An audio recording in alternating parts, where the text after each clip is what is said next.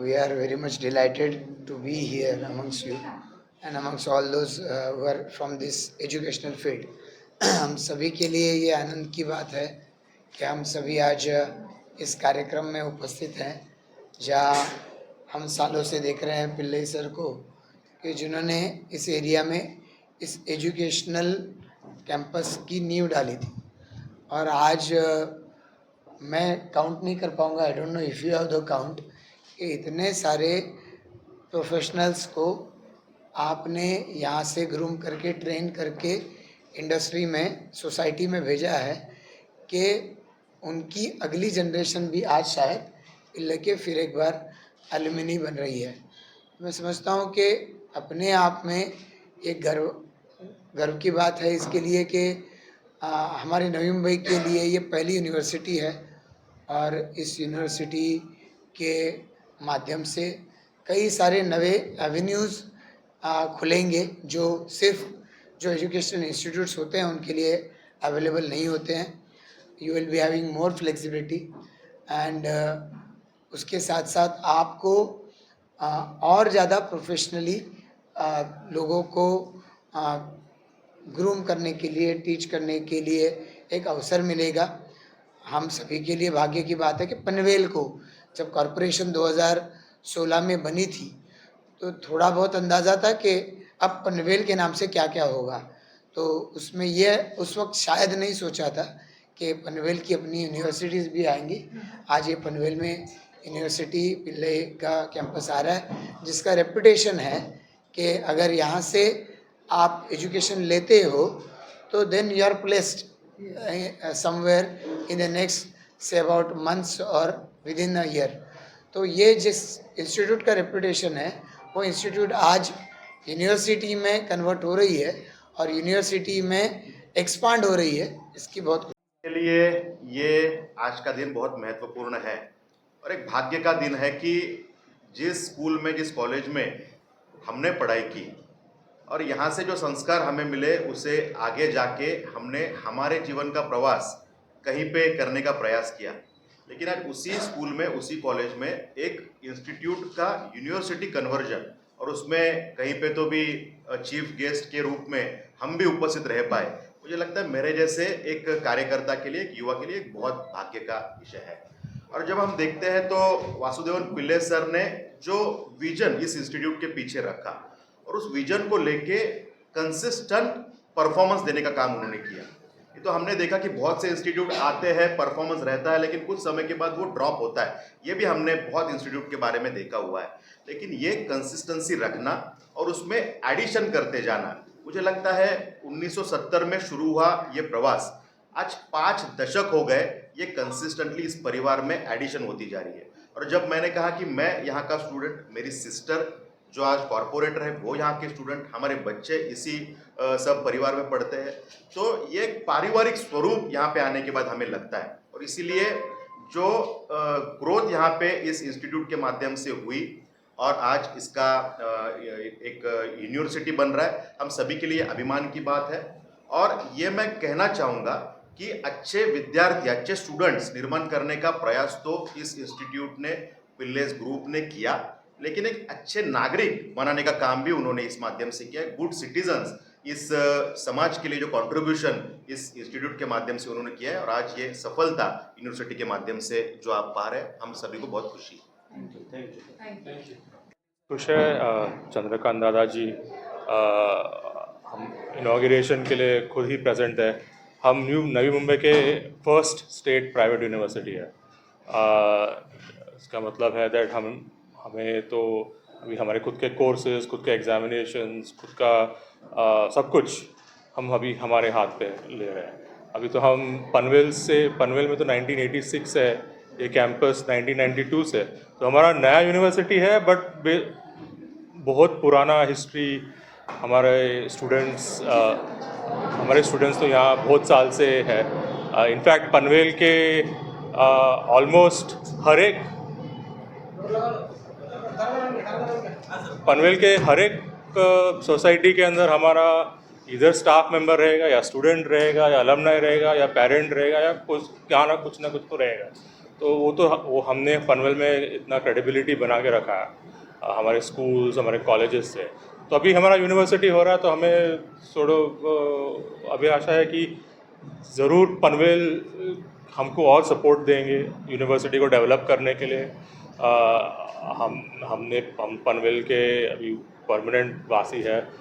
हम एंड पनवेल के जो बच्चों को हमें अभी जो नेशनल और इंटरनेशनल एक्सपोजर देने का और भी मौका और भी अपॉर्चुनिटीज़ हम इन बच्चों को दे सकते हैं। तो इसके वजह से हमने यूनिवर्सिटी चालू किया था। मुंबई यूनिवर्सिटी में हम बहुत साल से है, बट बहुत टाइम से हमको लग रहा था कि मुंबई यूनिवर्सिटी का जो व्यू पॉइंट है वो थोड़ा नैरो है, हमको थोड़ा ब्रॉडन करना है। हमें नेशनली कैसे कोर्सेज लाना चाहिए, इंटरनेशनली रेलेवेंट कैसे कोर्सेज लाना चाहिए, हमारे करिकुलम कैसा इम्प्रूव करना चाहिए। मुंबई यूनिवर्सिटी में थोड़ा स्लो प्रोसेस है ये सब करना, बट हम हमारे लेवल पे कर रहे हैं तो हम ज़रूर फास्टर जा सकते हैं। तो उसकी वजह से हमने यूनिवर्सिटी बनाया और हमें उम्मीद है कि फ्यूचर में हम ज़रूर और भी यूनिवर्सिटी को आगे लेने के लिए रेडी है। हमारे स्टाफ मेंबर्स रेडी है, हम मैनेजमेंट से रेडी है, हमारे स्टूडेंट्स तो बहुत ही एक्साइटेड है इसके बारे में। हम नए यूनिवर्सिटी है बट ऑल्सो ओल्ड। हम जो चला रहे हैं हम यूनिवर्सिटी ही चला रहे हैं, कॉलेजेस एजुकेशन में ही है बहुत सालों से। तो हमारी खासियत है दैट हम जो नए इम्प्रूवमेंट्स आ रहे हैं एजुकेशन में हम पहले देखते हैं, तभी हमें किसी को रिकमेंड नहीं करना ये कैसे डालना। तो अभी हम लोग अभी ये आर्टिफिशियल इंटेलिजेंस में बहुत स्ट्रेंथ के साथ जा रहे हैं, नॉट ओनली इन सिखाने के लिए बट इवन हमारा एडमिनिस्ट्रेशन के लिए।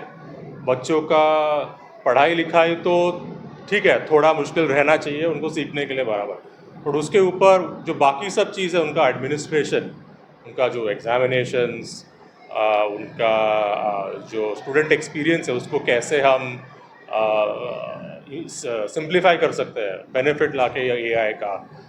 उसके ऊपर हमें मैन्युफैक्चरिंग में हमें मोदी जी की विकसित भारत पे का गोल हमको निभाना है, और वो विकसित भारत के लिए हमें अभी नए मैन्युफैक्चरिंग बनाना है। तो हमें मैन्युफैक्चरिंग और एआई ये दोनों मिलके हम कैसे नए कोर्सेज चालू कर सकते हैं इसकी हमें उम्मीद है।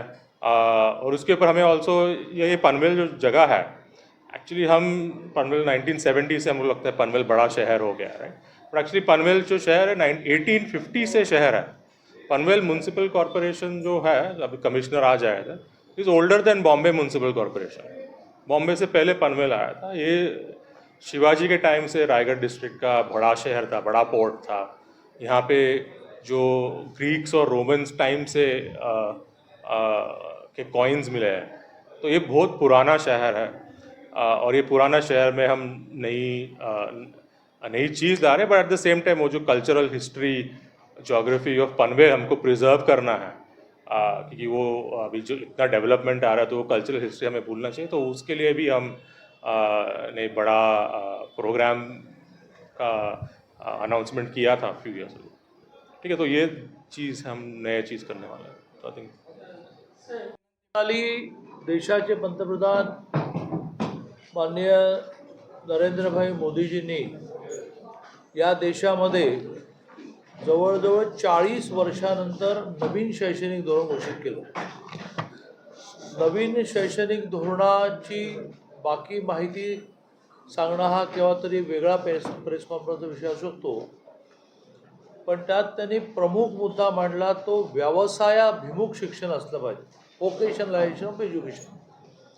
आणि ज्याला व्यवसायाभिमुख म्हणजे त्या शिक्षणातून नोकरी मिळावी, व्यवसाय करता यावा, संशोधन करता यावं, असं जर करायचं असेल तर त्या शिक्षण संस्थांना थोडी स्वायत्तता दिली पाहिजे, इंडिपेंडन्स दिला पाहिजे।